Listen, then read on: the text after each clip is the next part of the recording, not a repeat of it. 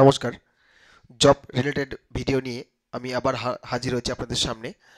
তো আজকে আপনাদেরকে দেখাবো, আপনারা দেখতেই পাচ্ছেন যে railway recruitment sell Northern railway একটা অফিসিয়াল ওয়েবসাইট আমি ওপেন করে রেখেছি।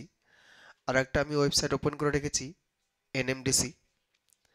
এটা হচ্ছে ইন্ডিয়া আন্ডারটেকিং গভর্নমেন্ট। গভর্নমেন্ট ফুল নয়, আন্ডারটেকিং আছে। এই দুটো ওয়েবসাইট আমি খুলে রেখেছি আপনাদের সামনে। এখানে কয়েকটা জব ছেড়েছে, সেই জন্যই এই ভিডিওটা করা আমার। তো রিসেন্টলি জবটা ছেড়েছে 2-3 দিন আগেই। তো এখানে রেলওয়ে রিক্রুটমেন্ট সেল নর্দার্ন রেলওয়েতে যে জবটা ছেড়েছে সেটা হচ্ছে স্পোর্টস কোটাতে, স্কট কোটাতে। আপনারা চাইলে অ্যাপ্লিকেশন করতে পারেন। এখানে অ্যাপ্লিকেশন লিংক দেওয়া আছে। আপনারা চাইলে অ্যাপ্লিকেশন যে কোনো টাইম করতে পারেন, যারা স্পোর্টস কোটাতে ভর্তি হতে চান বা জব করতে চান, বা স্কট কোটাতে যেখানে রিক্রুটমেন্ট লিংক দেওয়া আছে। আপনারা চাইলে পরে কিন্তু সেটা করতে পারেন। এই যে অপশন দেখতে পাচ্ছেন, আমি লিঙ্কটা দিয়ে দেবো। আমি এই বিষয়ে বেশি বলছি না, কারণ এটাতে স্বল্প কয়েকটা সিট আছে, বেশি সিট নেই। খুব জোরের উপরে 34টা বোধহয় সিট আছে। তো যাই হোক, আমি এই ব্যাপারে বেশি বলছি না। যেটাতে বেশি সিট আছে আমি সেই ব্যাপারে আজকে আলোচনা করছি। আমার কাছে দুটোই নোটিফিকেশান আছে, আপনারা চাইলে দেখতে পারেন। এটা হচ্ছে এনএমডিসির নোটিফিকেশান, এটা হচ্ছে রেলওয়ের নোটিফিকেশানটা। আপনারা এখানে দেখতে পাচ্ছেন যে রেলওয়ে নোটিফিকেশান কবে ছেড়েছে। 21 তারিখে নোটিফাইটা হয়েছে। এই যে 21 তারিখ দেখতে পাচ্ছেন। 22/5 থেকে অ্যাপ্লিকেশন শুরু হয়েছে, 22/6 অবধি চলবে। আর রিটেন এক্সামিনেশন হচ্ছে 22/7। তো এখানে কিছুটা সিট আছে। দেখেন এখানে গ্রুপ সিতে 5টা সিট আছে, তারপর গ্রুপ ডিতে 18টা সিট আছে। এটা সব কিছু কিন্তু স্পোর্টস কোটাতে এবং স্কট কোটাতে। তো যারা এর মধ্যে পড়ছেন, এই রিজার্ভেশন ক্যাটাগরির মধ্যে পড়ছেন, তারা অ্যাপ্লাই করতে পারেন। বাকি যে টার্মস অ্যান্ড কন্ডিশনগুলো আছে সেগুলো হচ্ছে এসসি এসটি যেগুলো সাধারণত থাকে। এর আগেও আমি বলেছি, রিজার্ভেশন ক্যাটাগরি যারা আছেন তাদের এজ লিমিট একটু বাড়ানোই থাকে, যেটা সরকারের রুল সেটাই দেওয়া আছে। আমি চলে আসছি বিস্তারিত যে এনএমডিসির যে রিক্রুটমেন্ট প্রসেস সেখানে চলে আসছি। যারা আইটিআই পাস করে গেছেন বা সদ্য পাস করেছেন তাদের জন্য এই এনএমডিসি লিমিটেড একটা জব অফার করেছে। আপনারা চাইলে এই জবটি অ্যাপ্লাই করতে পারেন জবের জন্য। এই যে তার অফিসিয়াল ওয়েবসাইট। হায়দ্রাবাদে এদের মেন অফিস। হায়দ্রাবাদে 3টা সেক্টর আছে, 3টা সেক্টরেই ওরা অফিস অ্যাসিস্ট্যান্ট নেবে। আইটিআই বেসড অ্যাপ্লিকেশন, 3টা কমপ্লেক্স আছে, সেই 3টা কমপ্লেক্সে ওরা স্টাফ নেবে। সেই জন্য নোটিফিকেশান রিলিজ করেছে, এবং নোটিফিকেশানটা রিলিজ হওয়া খুব 2 দিনই হলো রিলিজ সম্ভবত হয়েছে। আপনারা দেখে নেন, এখানে আছে দেখুন। এখানে ওরা নোটিফিকেশানটা রিলিজ করেছে 25 তারিখে রিলিজ করেছে। এই যে দেওয়া আছে দেখুন, এখানে এই অপশনগুলোতে দেওয়া আছে 25 তারিখে রিলিজ করেছে। আর 25 তারিখ রাত 10টা, সকাল 10টা থেকে অ্যাপ্লিকেশান শুরু হয়ে গেছে। আর এটা চলবে আপনার 14 তারিখ অবধি। এ দেখুন, 14 তারিখ অবধি চলবে, রাত 12টা পর্যন্ত চলবে আর কি। তো আপনারা চাইলে এখানে অ্যাপ্লিকেশান করতে পারেন। যারা আইটিআই কমপ্লিটেড আছে তাদের জন্য অ্যাপ্লিকেশানটা ছেড়েছে। আর এখানে দেখে নিন কোন কোন পোস্ট আছে কি না আছে, সেই ব্যাপারে একটু আলোচনা করি। দেখুন এখানে দেওয়া আছে নেম অফ দ্য পোস্ট। প্রথমেই দেওয়া আছে field assistant, field attendant, trainee. এটা অবশ্যই মনে রাখবেন যে আইটিআই পাস করতে হবে। এই যে 86টা সিট আছে প্রথম ক্যাম্পাসে, সেকেন্ড ক্যাম্পাসে 38টা, থার্ড ক্যাম্পাসে 27টা। এখানে হচ্ছে মিডিল পাস অর্থাৎ higher secondary pass or ITI দেওয়া আছে, কিন্তু এখানে অর বোধহয় হবে না, অ্যান্ড আইটিআই উল্লেখ করেছে বোধহয়। আইটিআই লাগবে। মিডিল পাস মানে হায়ার সেকেন্ডারি পাস বলে এটাকে। আমি তবু নিজে থেকে দেখে নেবো মিডিল পাস বলতে এখানে কী মিন করতে চেয়েছে। মিডিল পাস সম্ভবত আমরা জানি এইচএস পাসটাকেই জানি। তো যাই হোক, এখানে ফিল্ড অ্যাটেন্ডেন্ট, যদিও এখানে ট্রেনই বলেছে, অর্থাৎ আইটিআই নাও লাগতে পারে। আপনারা নোটিফিকেশনটা ভালো পরে দেখে নেবেন। তারপর হচ্ছে মেনটেন্যান্স অ্যাসিস্ট্যান্ট।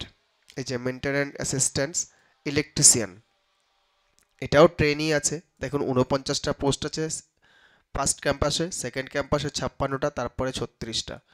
এটা আইটিআই লাগবে এবং ইলেকট্রিশিয়ান ট্রেডের উপরে ফুল কোর্স করে থাকতে হবে আইটিআইতে। তারপরে চলে আসুন মেনটেনেন্স অ্যাসিস্ট্যান্ট, এখানেও পোস্ট দেখতে পাচ্ছেন কত আছে। ITI welding fitter mechanics, motor mechanics, diesel mechanics এটা আছে। তারপর আছে ব্লাস্টার গ্রেড 2, এখানেও দেখতে পাচ্ছেন, এখানেও আইটিআই মেনশন করেছে। Post qualification of experience 3 years, মানে কোয়ালিফিকেশন কমপ্লিট করার পরেও কিন্তু আপনার এক্সপিরিয়েন্স 3 ইয়ার্স লাগবে সেটা বলেছে। তারপর আছে ইলেকট্রিশিয়ান গ্রেড 3, এখানেও পোস্ট নাম্বার দেখতে পাচ্ছেন কেমন আছে। এখানে দেখুন 3 ইয়ার্স ডিপ্লোমা ইন ইলেকট্রিক্যাল, অর্থাৎ যারা পলিটেকনিক করেছেন, কমপ্লিট করেছেন ইলেকট্রিক্যাল নিয়ে, তাদের ক্ষেত্রে এটা হতে পারে, তারা অ্যাপ্লাই করতে পারেন। তারপর হচ্ছে ইলেকট্রিশিয়ান, এটাতে ইলেকট্রিশিয়ান গ্রেড 3 দেখালাম। তারপর দেখুন আপনারা ইলেকট্রনিক্স টেকনিশিয়ান গ্রেড 3, এখানেও দেখুন আছে electronics technician grade 3, 3 years diploma in electronics electrical engineering.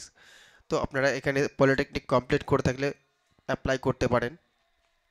তারপর হচ্ছে এইচইএম মেকানিক্স গ্রেড 3, এখানেও 3 ইয়ার ডিপ্লোমা চেয়েছে মেকানিক্যালের উপরে। এইচইএম অপারেটর গ্রেড 3, এখানেও 3 ইয়ার্স ডিপ্লোমা চেয়েছে। এখানে মূলত তাহলে বোঝা যাচ্ছে যারা আইটিআই করেছেন এবং ডিপ্লোমা কমপ্লিট করেছেন, আইটিআই অথবা ডিপ্লোমা কমপ্লিট করেছেন, তাদের জন্য অ্যাপ্লিকেশনটা মেইনলি ছেড়েছে।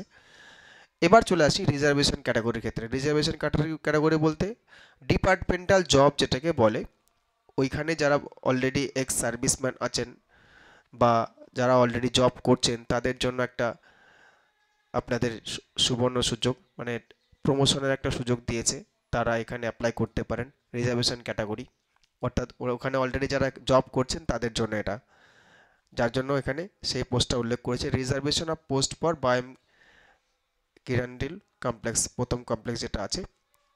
তারপরে চলে আসুন পরের ক্যাম্পাসেও ওরকম রিজার্ভেশন ক্যাটাগরির জন্য আছে, এটা কিন্তু জেনারেল ক্যাটাগরির জন্য নয়, বা যারা নর্মালি অ্যাপ্লিকেশন করছেন তাদের জন্য নয়, যারা ওখানেই অলরেডি জব করছেন, এক্স সার্ভিসম্যান বা যারা বিএসএফ থেকে রিজাইন দিয়েছেন বা আর্মি থেকে রিজাইন দিয়েছেন, তাদের জন্যই অ্যাপ্লিকেশনটা। তো এখানে এই পার্টটাতে সারা অ্যাপ্লিকেবল, এই সিট যেগুলো দেখতে পাচ্ছেন সেগুলোতে। আর যারা অলরেডি ওখানে জব করছেন তাদের জন্য, আর পিডব্লিউডির প্রতিবন্ধীরাও কিন্তু এখানে অ্যাপ্লাই করতে পারেন। 3টে ক্যাম্পাসে সিট আছে। এবার দেখে নেওয়া যাক যে স্যালারি স্ট্রাকচার কি আছে। এই যে দেখুন স্যালারি স্ট্রাকচার দেওয়া আছে। স্টাইপেন্ড, ট্রেনি যেহেতু বলেছে স্টাইপেন্ড ব্যাপার এখানে উল্লেখ করেছে।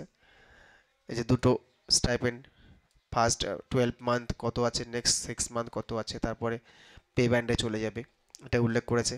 ম্যাক্সিমাম 30 ইয়ার্স উল্লেখ করেছে এখানে এজ লিমিট, আর মিনিমাম হচ্ছে 18 বছর, এই যে দেখুন দেওয়া আছে। 14/6/2025 অবধি আপনাকে 18 বছর হতে হবে আর ম্যাক্সিমাম 30 বছর হতে হবে। এবার চলে আসি নিচের দিকে, যে হাউ টু অ্যাপ্লাই বলছে, এটা অনলাইন অ্যাপ্লিকেশন, ওদের এই ওয়েবসাইটে গিয়ে অ্যাপ্লাই করতে হবে।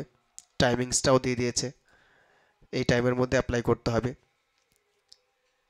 তারপর চলে আসছে দেখুন যে ফিস স্ট্রাকচার কি আছে, একটু নিচের দিকে চলে যাই।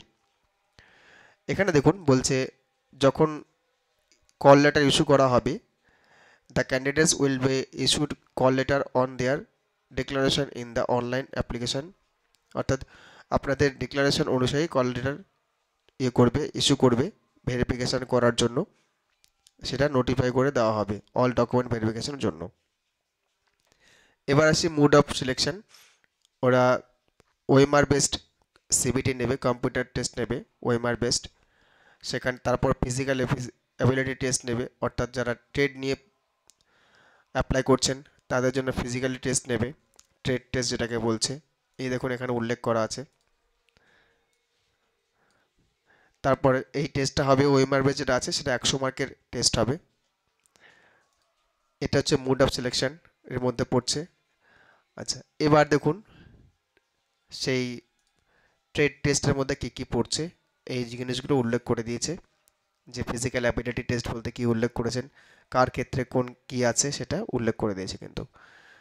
তারপরে চলে যান কোশ্চেন প্যাটার্ন।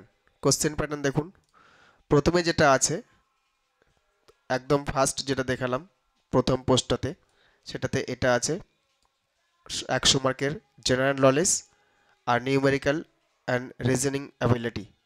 প্রথম যে পোস্টটা যেটা middle and ITI, middle or ITI বলেছে, এইচএস আমার মনে হচ্ছে এইচএস থাকলেও সেটা অ্যাপ্লাই করা যাবে বা অ্যাপ্লাই করতে পারেন আপনারা। সেটাতে এই সাবজেক্টটা আছে জেনারেল নলেজ আর নিউমেরিক্যাল অর্থাৎ অঙ্ক অ্যান্ড রিজনিং অ্যাবিলিটি, রিজনিংটা থাকবে। তারপরে চলে আসে তার পরের পোস্টগুলোতে ট্রেড রিলেটেড যেগুলো আছে, এই যে দেখুন দেওয়া আছে মার্কস, যে ডিভাইডেশনগুলো থাকে মার্কস পার্ট 1 পার্ট 2 সেই জিনিসগুলো দেওয়া আছে। সাবজেক্ট থেকে প্রশ্ন থাকবে আর general knowledge numerical and reasoning ability থাকবে। এটা গেল। এবার এর নিচে চলে আসুন আপনারা, first level test, second level test এগুলো আছে, যেটা সিবিটি এর আগেই বললাম। আর এখানে একটা জিনিস মূলত একটা ভালো জিনিস উল্লেখ করেছে, 40% নাম্বার পেতে হবে আনরিজার্ভ ইডাব্লিউএস ক্যান্ডিডেটদের জন্য পাস করতে গেলে, 37% মার্কস পেতে হবে ওবিসিদের জন্য, আর 30% মার্কস পেতে হবে এসসি এসটি পিডব্লিউডিদের জন্য। তারপরে এবার আমি চলে আসছি ফিস স্ট্রাকচারের জন্য, কত কি ফিস পেমেন্ট করতে হবে দেখুন। সম্ভবত 150 টাকা পেমেন্ট করতে হবে যারা জেনারেল ক্যাটাগরির মধ্যে পড়ছেন বা ওবিসি ক্যাটাগরির মধ্যে পড়ছেন, তাদের 150 টাকা পেমেন্ট করতে হবে। আর যারা এসসি এসটি করছেন তাদের ক্ষেত্রে কোনো টাকা পয়সা লাগবে না, ফ্রি অফ কস্টে তারা অ্যাপ্লিকেশন করতে পারবেন।